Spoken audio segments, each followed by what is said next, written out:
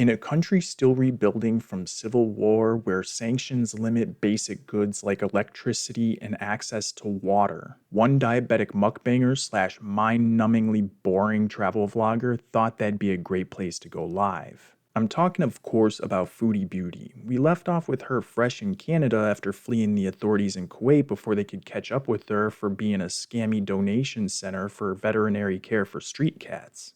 I was a freaking fugitive.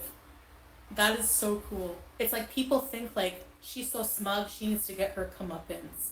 And I'm sorry to tell you, but it's just not gonna happen. Oh, suck it. And at the time, no one had any idea the move she was about to make next. Instead of reestablishing roots in her home country where family and access to medical care is super available, the official story, her story, is that she moved to Syria to be with her husband Salah and her cat Julia, her true family. Why did you leave Canada for this? Because I love my husband and my cat.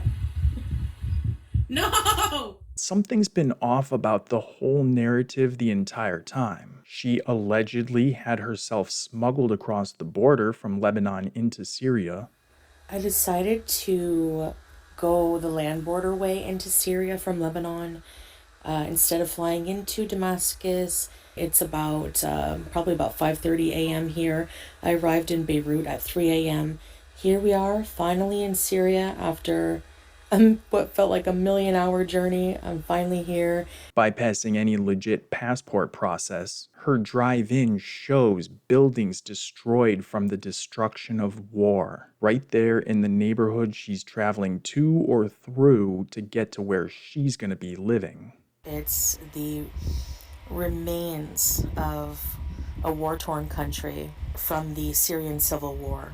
Buildings that have been bombed, and what was more surprising to learn is that there are people still living in these ruins. It's just so surreal. And despite hearing gunshots in the background or having places she visited days earlier get bombed and destroyed act as a catalyst for some kind of reality check, she's been doubling down and doing the exact same things she was doing in Canada, then Kuwait, now Syria.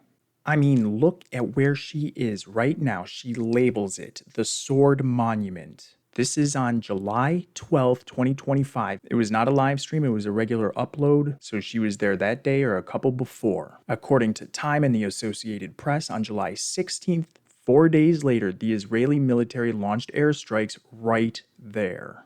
Correlation doesn't mean causation, I'm not saying that, but it's something to think about. Or she could have been there when this happened. That's scary shit. Ultimately, she traded the Canadian villa or a place all to herself. For this, she's resorted to eating knockoff KFC and cooking over a propane weird camping gas tank thing in the kitchen. It's disgusting and alarming. And you know what? Season 3 was supposed to be lit. Season 4 might actually catch on fire. She didn't move out to this geopolitical hellhole for religion or humanitarian things or anything like that. She's not a hijabi because she reads the Quran and worships Allah. She wears a hijab because she's ashamed of her balding hair pattern and because she has some kind of fetish for Arabic men. Since arriving in Syria, she's done nothing but the same she's always done. She rants about our Western ignorance, comparing the deeply complex cultural and political situations she's inserted herself in to other completely different problems in the United States and other places, all while acting like she's on vacation. It's also possible she's being protected as some kind of money cow.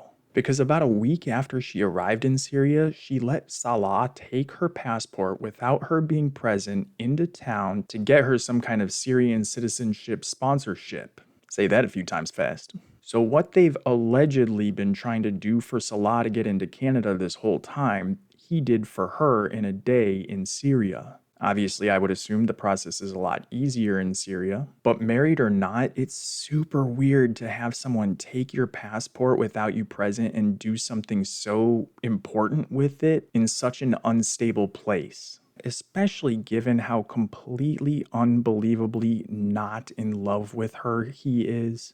There's reason for concern. Today and Yeah. as my wife. He sponsored me. So I get to stay. I didn't go to the immigration, no. I didn't have to. Isn't that amazing? Your husband is here, so Yeah, my husband could do all that for me. So he was able to just go for me. So yeah, he went for me and brought our marriage certificate, brought our marriage certificate from Kuwait and my passport and everything, and he just did it for me. So we'll be here as long as we like, but how long you'll be in Syria? She'll live with me forever. Forever and ever. no, Hey, your mama. I don't do forever stuff. Now you want the PR there. PR, really? The permanent residency. Sort of, right? Yes. It's not the exact same, but No, it's fully. Yes, you can stay here for years and years. Passport cloning, forging, and trafficking is a thing that happens in Syria. She got her passport back when it was all said and done, but she has no idea what they did with it or even if that's the same passport. Depending on what they're mixed up in, it could even be a counterfeit duplicate, and women especially have been manipulated into giving up control of their identity documents like a passport in relationships that turn exploitative and fraudulent, which Chantal and Salah's relationship has been the whole time. Allegedly. Not to mention, Salah's behavior has become borderline torturous if you want to get dramatic, depriving her of sleep to keep live streams going, and his hysterical behavior recently calls into question both of their mind states, if you know what I'm saying.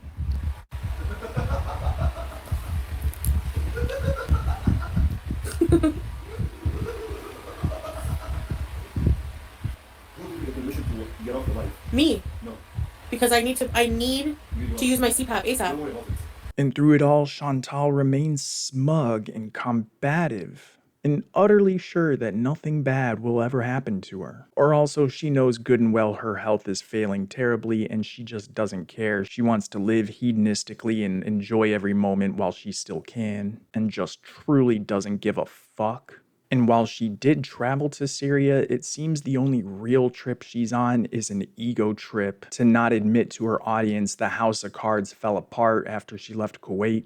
And now it may very well be too late to leave this situation she's put herself in alive. Anyway, that's just my thoughts on it. Leave yours in the comments, subscribe, share, all that stuff. And I'll be back as soon as I can with more content. Peace!